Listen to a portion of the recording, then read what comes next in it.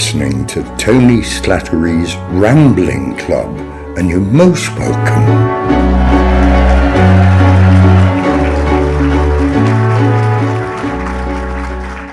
Well, it's Friday, it's 5 to 5, and that means that the doors to Tony Slattery's Rambling Club are open once again. Hello there, my name is Paul Carmichael. And I'm Alan Lear. And you are more than welcome to the presidential shed this week. We're still going through all sorts of knickknacks of Tony's. As you'll know, he's been on the loo now for, 8 months, 9 months? It's getting close to being a record, isn't it? Absolutely. We did send Norris McWhirter in, but he drowned, so we still don't know if it's an official record. We're going through all Tony's old bits and bobs here. I've got his pile of BNFs dating back to the 50s. There are drugs in here that are for leprosy. You're not supposed to take them if you're over 30. There's all sorts of bits and pieces, aren't there, around here? Oh, there's someone at the door, Al. Do you want to go and get it and see who it is? Yeah, all right. Hello, can I help you? Good God, would you look at that? It looks like a moderately sized Edinburgh Fringe audience. Well, we know what you want. Do you all want to come into the shed? In you come. It's going to be a bit Tessellate yourselves upon the floor. There we go. Perfect. Because, I suspect I know exactly why these fine folk are here, Alan. That's because, of course, at this time, on a Friday, every Friday, we normally give Tony's magic bingo machine a bit of a spin. And we find out where we end up rambling. And that can be geographically, it can be metaphorically. It's generally mentally. Usually mentally, indeed. So, the big question is, would you like to come on a ramble with us? Yes! Well, in that case, let's give the machine a whirl and see where we end up this week. Off we go!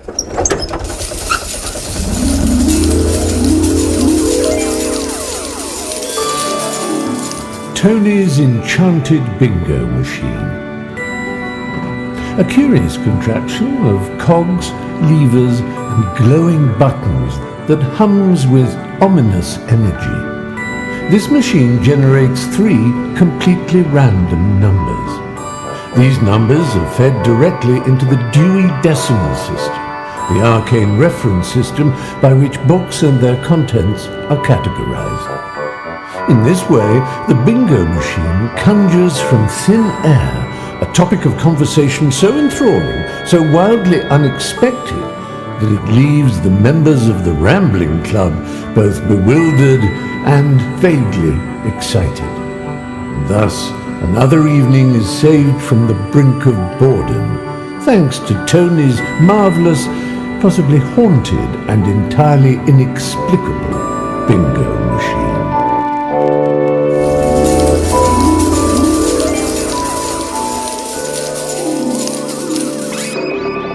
Well, here we are in our first location in the great outdoors, ready to begin our first ramble this week. And the numbers have been chosen by our audience and fed into the machine, so let's find out what the first numbers are this week. 8, 5, 3. 853, 853. So all we have to do is give the machine a bit of a tap and we can see the subject is...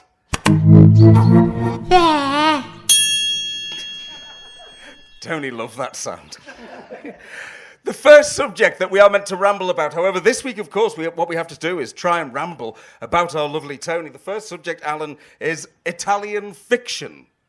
Italian fiction? Italian fiction. I mean, Tony was a great fan of everything to do with the Renaissance, wasn't he? He absolutely loved that.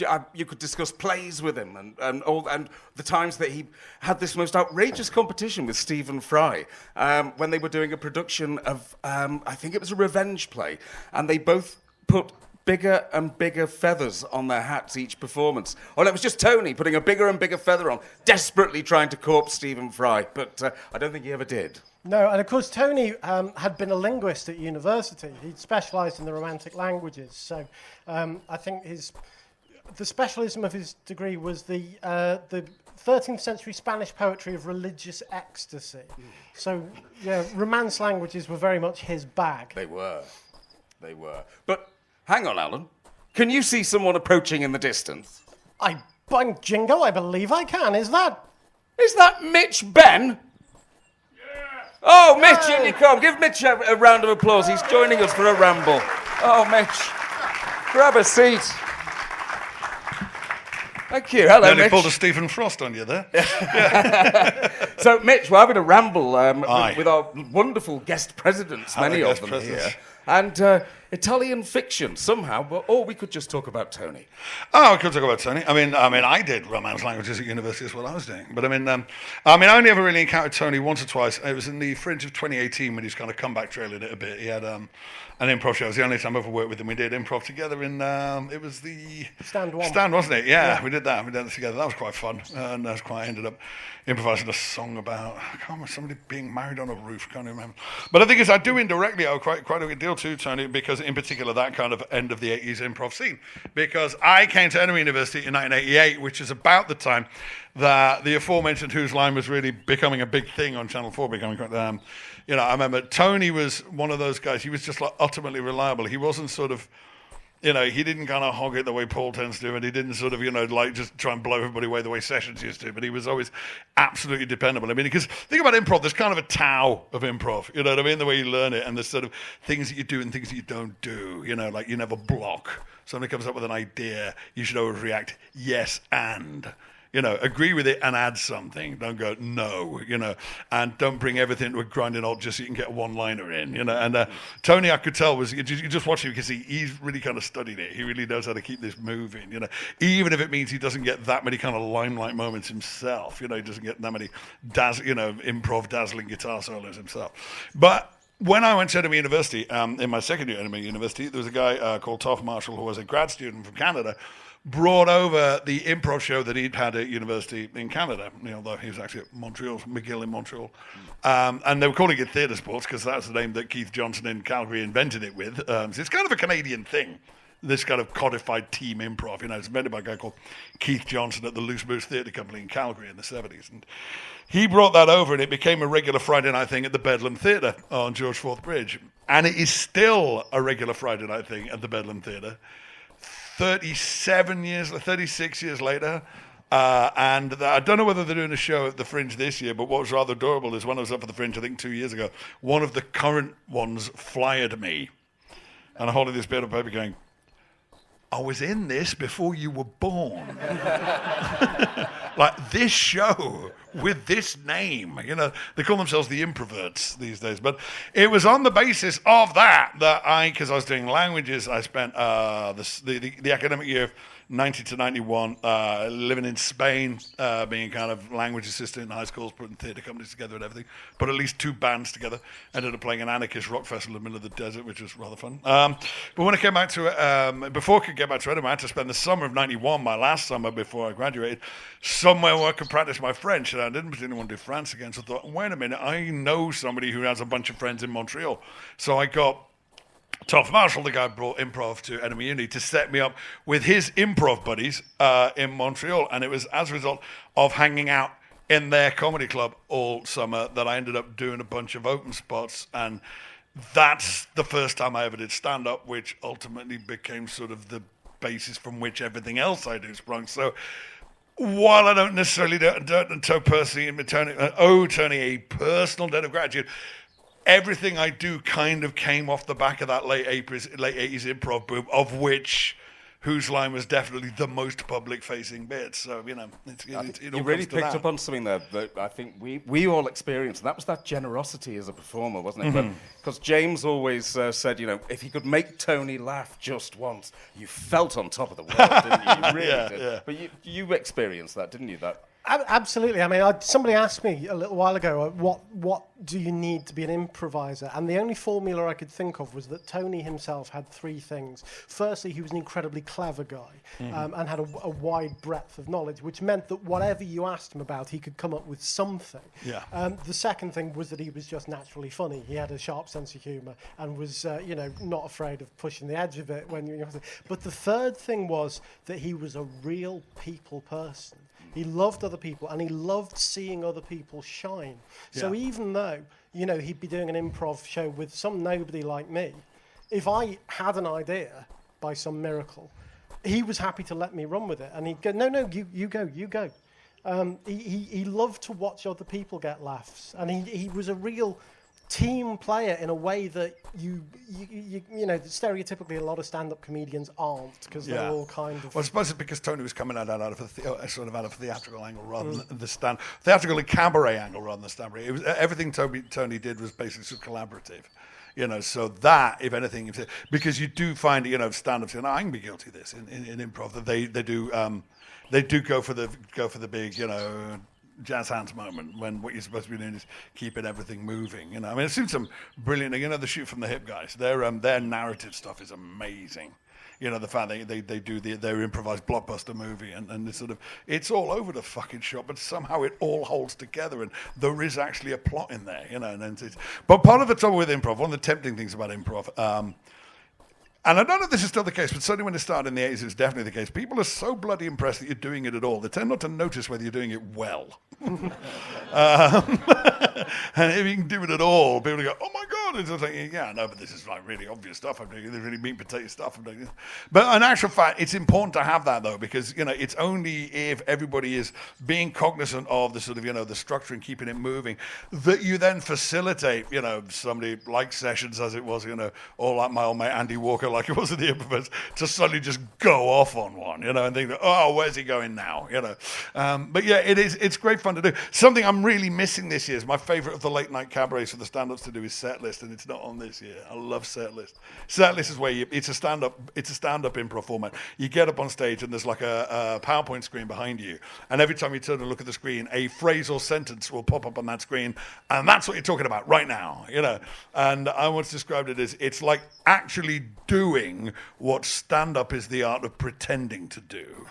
You know, stand-up is basically the art of pretending. I'm just standing here just saying whatever comes into my head is bloody hilarious because I'm just that bloody clever. It's amazing. You know what I mean?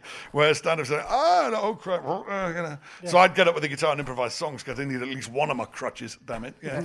Yeah. So it's like that game in Mock the Week where they spin a dial and something comes up and then you do a 5 minutes you've already prepared. But not that, but you haven't actually prepared. Oh yeah, no, but the program associates, yeah, no, because there are no writers. There were never any writers on Mock the Week. Just 6 or 7 incredibly funny program associates. You can see them in credits.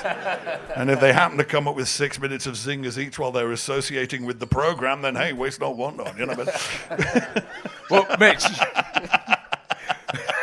Mitch, we're very nearly out of time. Can I ask you? Can I ask you that? You can try. Yeah.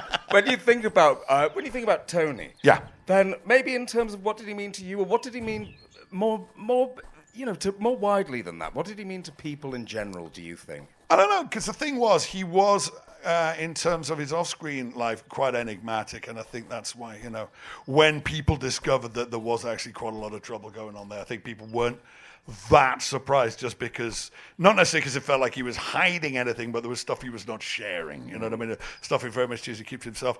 I think, but the paradoxical thing was, he was an incredibly relaxing presence on screen.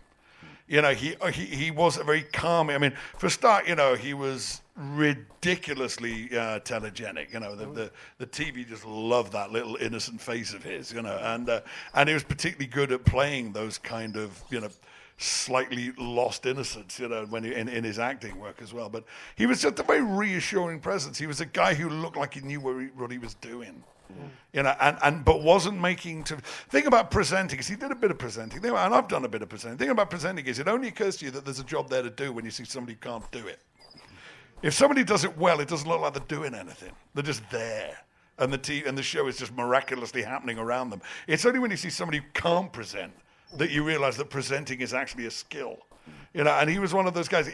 There was an effortlessness to him, which was almost certainly, you know, micrometer thin and was, you know, full of sort of all kinds of angst underneath it. But there was an outward effortlessness to him. He put you at your ease as an audience member. Yeah. Oh, that's lovely. As I understand, that's absolutely true. From presenting things, he would go away and research them to death. Incredibly capacious mind and memory of his, so that he would appear to have mastered the subject effortlessly. But there was a lot of work going on under the surface. There's a hell of a lot of work goes into being effortless. Yes, there is. Well, would you please give a big round of applause for our fellow Rambler this week, Mr. Mitch Benn. Thank you. And there is your guest Rambling president. Club badge. Thank you, Mitch. Right, let's give the machine a whirl and see where we end up next. Off we go.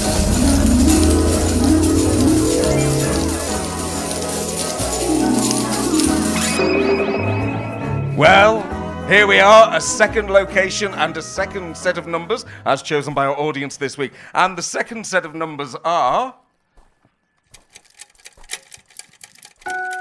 4, 7, 2. 472. And a quick tap of the top of the machine tells us this is...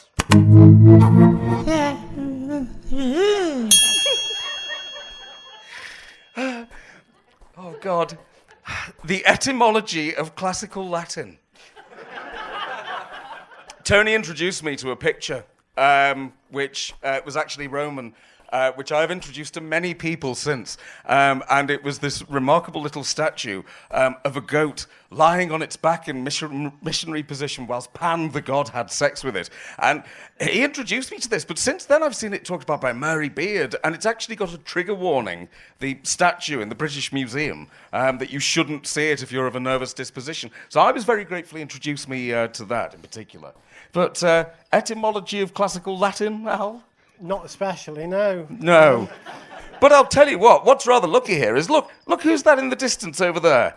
Is that Mike McShane? It is Mike McShane! Mike, hello!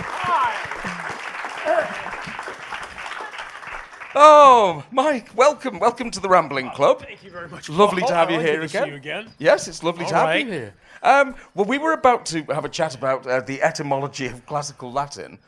Well, we could talk about Tony, because you knew him rather well, I think. We could. My knowledge of Latin is very limited. It's ecclesiastical because I was raised Irish Catholic in America, and I went to a Benedictine prep school for 1 year, but I set fire to the dorm and I got kicked out. It's true. And so I only got impudence and and that was it. I'm done. But let's talk about Tony. Let's talk about Tony. That Irish Catholic background was something you had in common. Yes, I think that bonded us a lot. We were delighted in a level of heretical filth, and we sort of bonded on that. And his construction of ornate, filthy concepts would leave you in stitches. I think all those things, all the good and some of the bad things, came around that. And he did have a lot of my friends who I ended up bonding with in the UK doing improv were Irish English. So Jim Sweeney, Steve Steen, Paul Merton, Tony, people had gone to Catholic school. And so I think even in America, you tend to revolt against it by finding somebody who will go in the wrong place with you verbally with it and, mock the priests. All that sort of stuff. And I think we found a common mischief, but he was a master of mischief himself. He used to tell a story because he went to a school where nuns taught him. And he used to tell a story of getting in terrible trouble as an 8-year-old boy because he was called up to the front of the class to read the Lord's Prayer. And he got to the front of the class and he said, "Our Father, who art in heaven." "How are you, by the way?" And the nuns hated it, but as he said, everybody who prays to God, they always want something. They never ask how he's doing. No, they don't care. Yeah, they're always begging. They're always begging for something. I had nuns at St. Agnes, which was still before the Vatican II, the full length with the big beads, and two of them, Sister Lucille, who had polio, walked with crutches, and I was about 6, and I was walking down the hall. It was a really beautiful old building by Kansas standards, and I was always looking at the ceiling and the fixtures. And she comes down the hall on her crutches. You can like twat, twat, twat, twat. And this guy comes out of the bathroom. He's much older. He's a senior, or he's like 8th grade, and he's what we would call a greaser. He had like the ducktail. You call him a teddy boy, and had that kind of look. And he walked by her, and she took her crutch, went whack, and pinned him against the locker. And she goes, "You've been smoking, haven't you?" And I swear to God, flipped him around with one crutch, pinned him, and just beat his ass for 3 minutes while I was just in the hall going. And he's crying. This guy's a tough guy. And he ran off crying. Then she spins around until he goes, "How are you doing, darling?" And I was just slowly weeing myself. And looking, it was just mad. And the other one was Sister Gabriel, because I was a bit of a tearaway in grade school. And she was from Chicago, and she had these little pinch glasses. And the first year they went, Sister Gabriel wants to meet you. I went, oh, good. Yeah, I'm a bad boy. Good. So I go into her office, and she slams me up against the door, lifts me up, inches from her face, and goes, Mr. McShane, this is Chicago dialect, Mr. McShane, I hear you're a bit of a tearaway. You're not going to be a problem this year, are you, Mr. McShane? I'm like, like a gangster, she says to me, she goes, that heartens me, Mr. McShane. It heartens me. I didn't do a fucking bad thing all that year. Every time I would like do something, go, good Lord, like the enforcer nun. So I got it to a degree. I think Tony went through flipping the nuns out, flipping the priests out, doing. I never went as far as he could. I didn't have the spontaneous that thing. I wanted to be liked and left alone by other people and the priests. And so yeah. But I think that was it. Yeah, and working with him then, because I mean, you did Whose Line, you did S&M. There was so much. So when you think back of working with him, is it just joy? Yes. Yeah. Yeah, it was. There's one time when we did S&M, and it was Lydia Oldroyd was the director. She's gone now. She was great. The producer's the same guy that produced Whose Line, Dan Patterson. You know, and God bless him, I wouldn't be here talking to you and enjoying what I enjoy if I had not been on that show and he picked me for it. But he was such a nudge.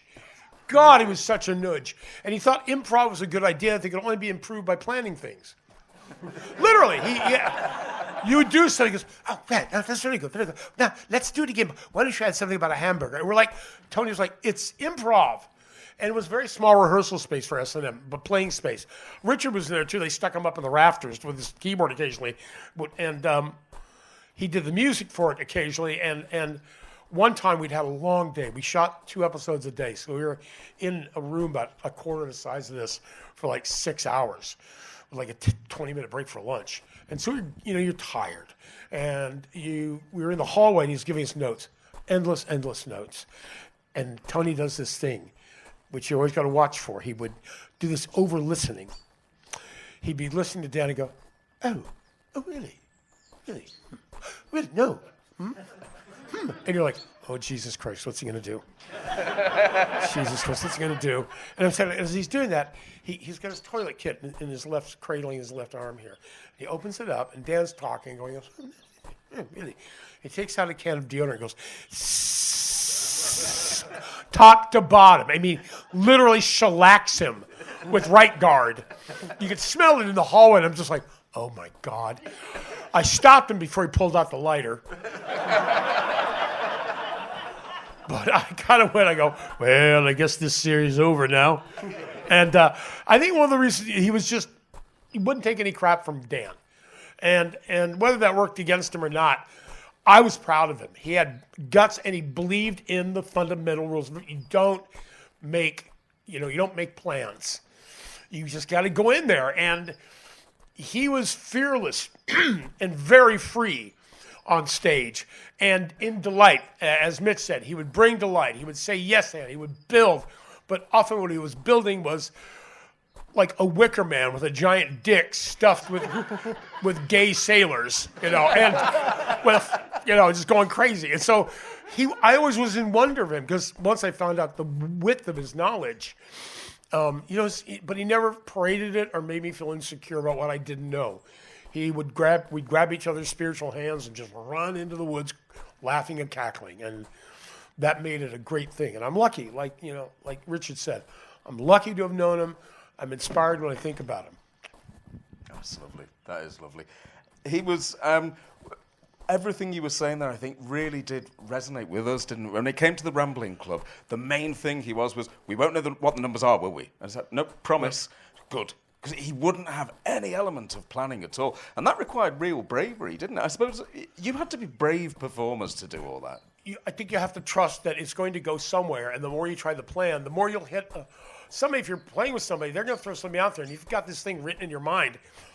And you do. It's natural. Somebody starts a scene, I think I'll get it, and you try not to think, but you're going to think, I'll add this, but then somebody says something else, and that goes out. So if you plan something, odds are somebody's going to come in from some side, and what you're thinking is not necessary anymore. So you throw it out. You keep cleaning the deck, and until you get to where you're really listening to each other and playing within each other that way. And he was not afraid of that, and he was never afraid of that. And he had delight, and a filthy delight in it. And he was so beautiful. He was so beautiful to look at and be with, and his voice was so lovely. It's a lot of great times with him. Oh, thank you, Mike. Well, ladies and gentlemen, please give a round of applause, Mr. Mike McShane. Guys. Ah, yes. Let's give the machine a final whirl, shall we? Off we go.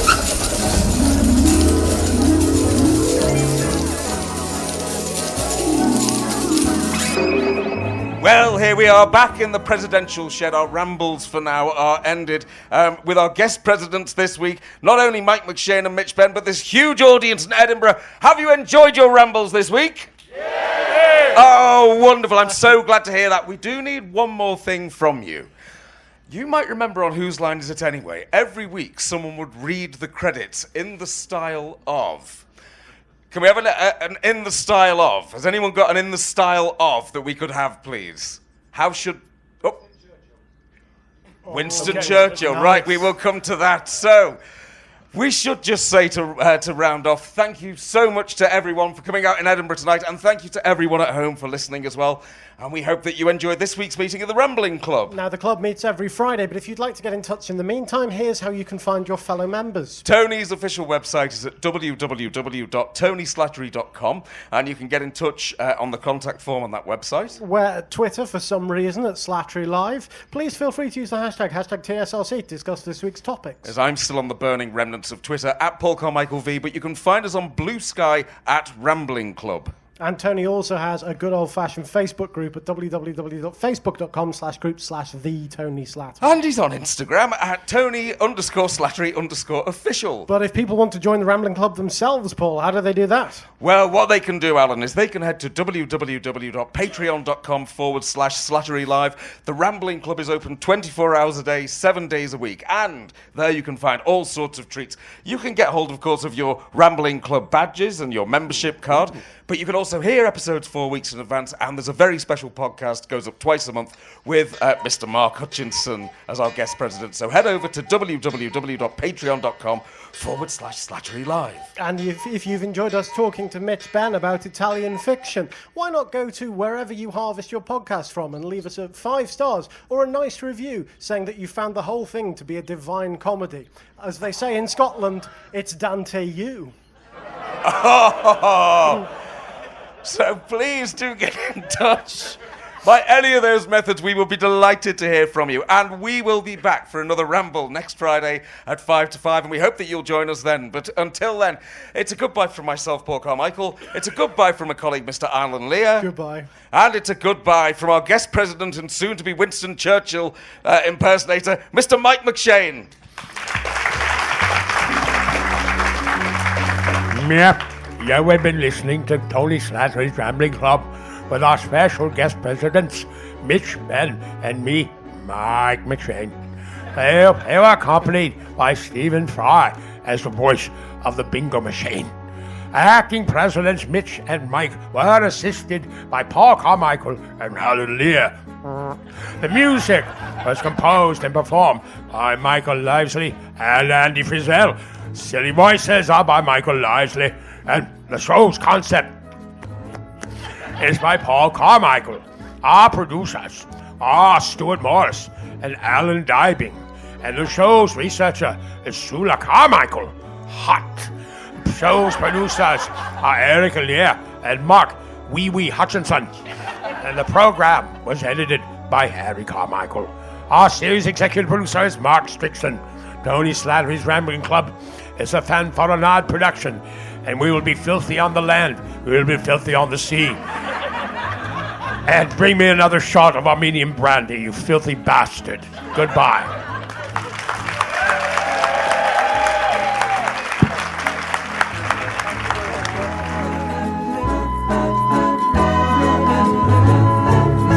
Goodbye, and thank you for listening.